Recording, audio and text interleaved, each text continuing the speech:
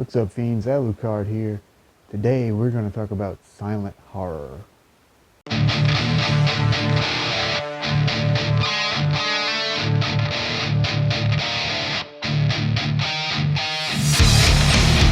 So today I'm going to share with you some of my favorite silent horror movies. I've really gotten into silent horror over the years, and it is a topic that I think a lot of people still don't talk about. Um, and so I am here to recommend some for you if you want to give it a shot. Um, so yeah, let's do this. All right. So first up, we're going to talk about The Cabinet of Dr. Caligari. This movie is from 1920, so it is 101 years old, almost 102. Directed by Robert Vine. It's a German expressionist movie. All the sets and everything are painted and distorted, and it's real. It's visually completely stunning. The story is basically about a mad doctor and this guy right here, the sleepwalker, and they're like killing everybody in this little town.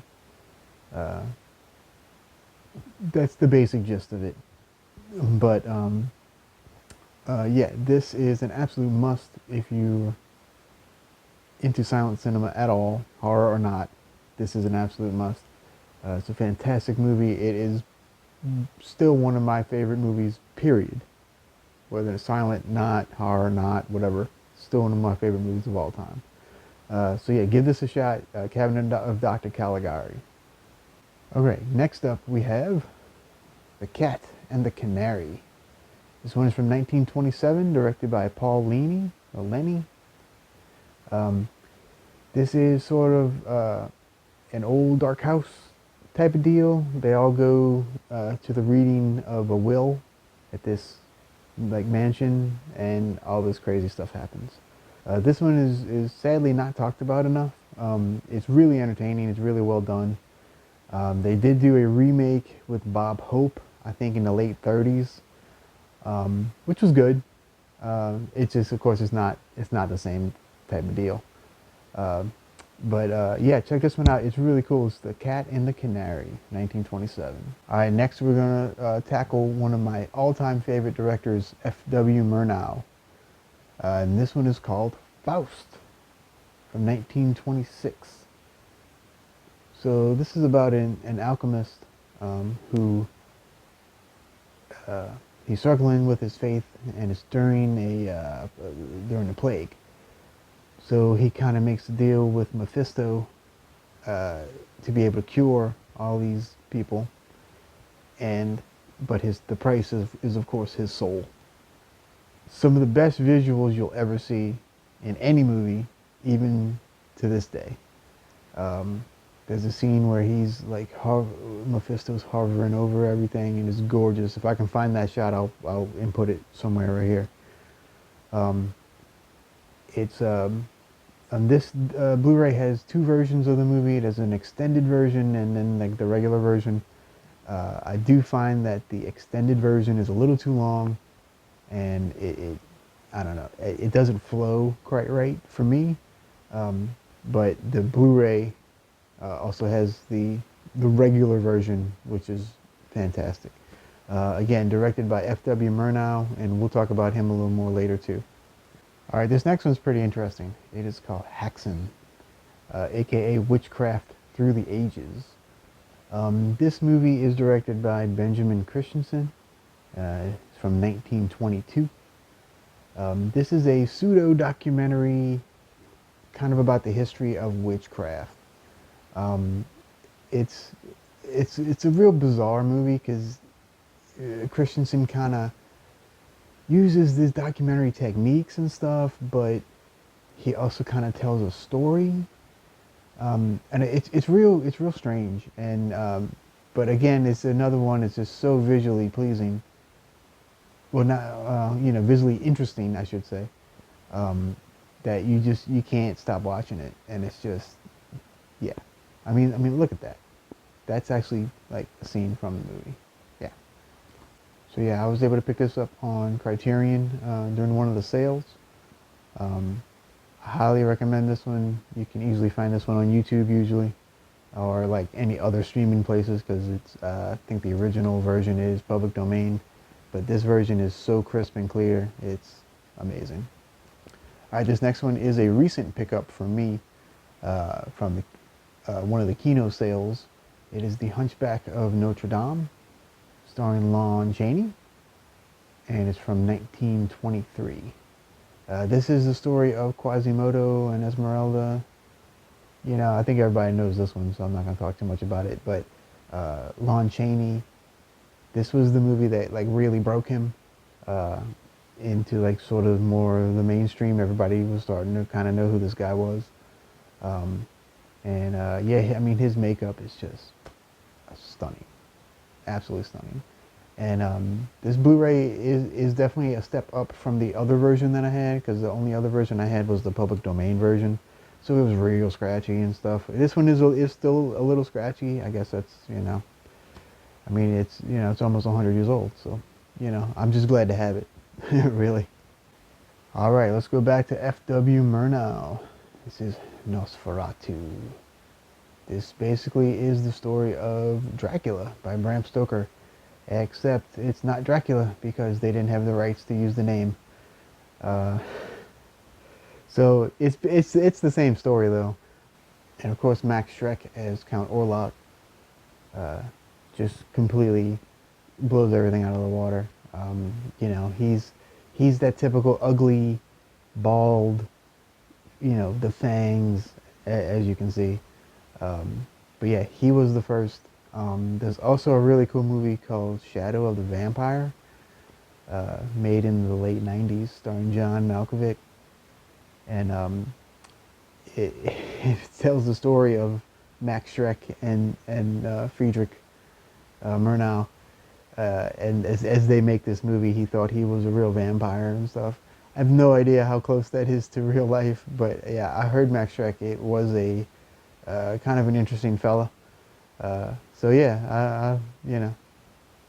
But anyway, yeah, this is the first vampire movie, uh, and one of the best. Highly recommend it. All right, next up we have The Phantom Carriage, directed by Victor Sjöström. That's how I'm pronouncing it. It's a Swedish horror from 1921. This one is basically about a whoever dies on New Year's Eve. Um, it basically becomes death and has to go around and collecting everybody else that dies in the next year or so. And the visuals in this movie, yeah, I mean, all these movies are so visually impressive. It's pretty crazy. They don't make them like this anymore, like visually at all. And it's a shame that that art has kind of been lost. But yeah, there's a couple shots. If I can find them, I'll put them up here. But there's a couple of shots in this movie that are just like absolutely breathtaking and super creepy. Yeah, so check this one out too, The Phantom Carriage. All right, next up we have another Lon Chaney classic, The Phantom of the Opera. I think everybody has seen that face before. um, anyway, this is of course the story of the Phantom falling in love with Christine Daae, she's a famous opera singer, and the tale of that. This Blu-ray has 3 different versions of the movie. The original from 1925, and then 2 versions from 1929 that were re-releases. But yeah, I mean, I think everybody kind of knows the story of the Phantom of the Opera as well. But this is probably my favorite. Yeah, I mean, I like the Andrew Lloyd Webber version too. The movie was so, you know. But this movie is fantastic. It says from 1925, directed by Rupert Julian, I believe. And of course, Lon Chaney is the man. All right, so I'm gonna throw in a couple of non-horror silent films in here too, just for giggles. First one we're going to talk about is another F.W. Murnau movie. Can you tell I'm a fan? I don't know, maybe not, but you know. All right, so this one's called The Last Laugh with Emily Yannings. This one is about a doorman that gets fired and him like, kind of dealing with it. Um, it's another great movie. I love yeah, Murnau's movies are just fantastic. All of them. I've yet to see one, and I've seen most of them. I've yet to see one that I didn't like. Uh, but yeah, this is a sort of a drama. Um, but yeah, really excellent movie, The Last Laugh. All right, and I'll talk about just one more F.W. Murnau movie. The F.W., by the way, stands for Friedrich Wilhelm, in case you need to know. All right, so this one is called Sunrise. This won the like a technical award at the very first Oscars. I know it says it won Best Picture down here, but technically it didn't. The movie Wings won the actual first Best Picture, but this movie's way better than Wings. Um, it's sort of a love story. Um, it's there's murder involved, and yeah, I don't want to say too much about it because this one is really one to watch from start to end uh, with full, paying full attention. Um, but another fantastic F.W. Murnau movie. Another highly recommended, Sunrise. Sometimes it's called Sunrise: A Tale of Two Humans. All right, this is another drama. It's a biopic of Joan of Arc, directed by Carl Theodor Dreyer, who also directed another classic semi-silent, mostly silent movie called Vampire. But we're not talking about that, although I do recommend that one too. This is, like I said, a biopic of Joan of Arc. And Joan is played by Renee Falconetti, who her performance in this movie is just leaps and bounds above every silent movie actress or actor I've ever seen. She is so insanely good in this movie. You just feel everything she does. Um, yeah, highly recommend it if you can find this or watch it some kind of way. It's Joan of Arc from 1929.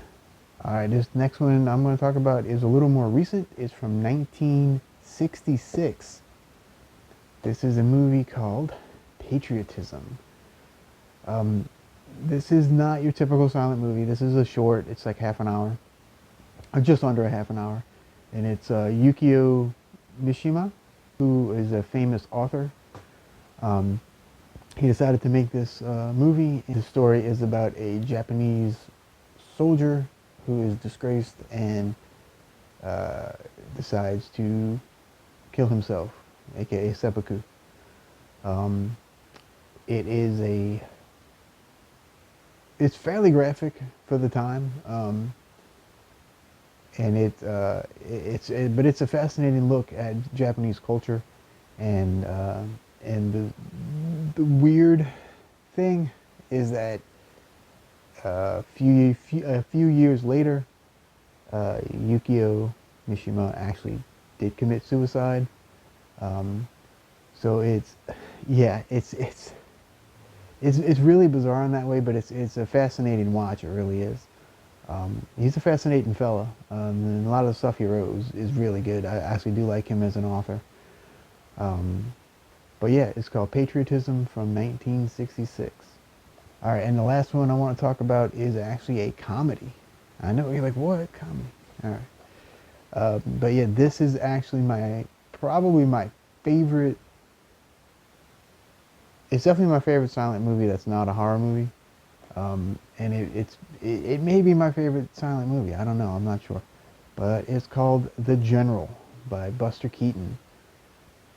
So this movie takes place during the Civil War, and Buster Keaton has a locomotive, and his locomotive is stolen. So it's about him like getting back onto the stolen locomotive and trying to reclaim it. And the stunt work. Oh my gosh, the stunt work in this movie. You think Jackie Chan and all? No, this guy was the real deal. Just insane stunt work in this movie, and it's so visually astounding.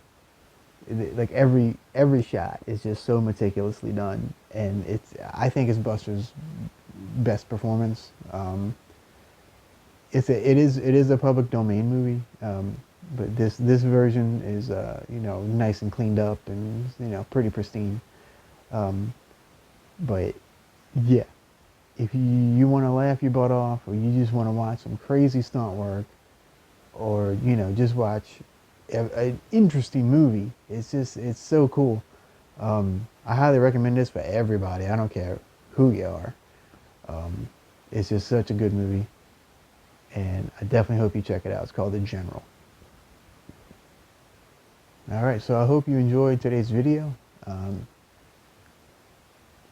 I know the silent movies don't get enough love, but I'm a huge fan, and I hope you are too. If not, at least check one of them out, and you may like it, you may not, but most of the time they're pretty short, so not that much time wasted if you're not into it, I guess.